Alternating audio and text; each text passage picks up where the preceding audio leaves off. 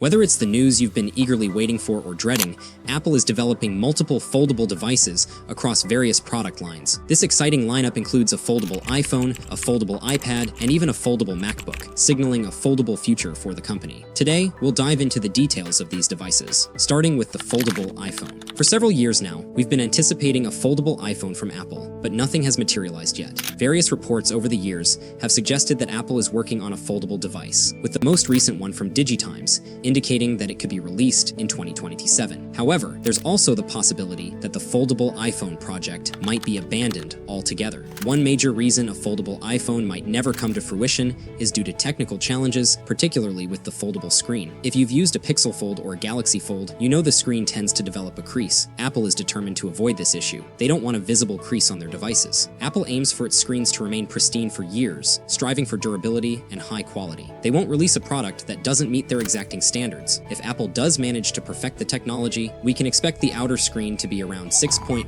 to 6.5 inches, while the inner screen could be about 8 inches. The outer screen would function similarly to current iPhone displays, but when unfolded, the inner screen would likely operate more like iPad OS. Essentially, it would be like having a standard iPhone on the front and a normal iPad on the inside. Additionally, there has been no confirmation on whether the Apple Pencil or Pencil Pro would be compatible with the foldable iPhone. Moving on to the next foldable device, it appears the actual iPad might be next. Multiple reports from the ELEC and Digitimes indicate that Apple is developing such a device. According to these reports, this new foldable iPad would replace the iPad mini, featuring a 7 to 8 inch display when opened. If this foldable iPad becomes a reality, the development of a foldable iPhone would be unlikely. This device will be easier for Apple to produce because it will only have one screen on the inside, unlike other foldable devices that require an additional external screen. This design simplifies production and allows for more flexibility in creating a high-quality internal display. For instance, OLED screen technology similar to that used in the Motorola Razr could be implemented here. Regarding the operating system, don't expect a new one. The foldable iPad will run iPad OS, just like current iPads, offering the same user experience as the iPad mini, but on a foldable screen. As for the release date, this new iPad is projected to launch by the end of 2026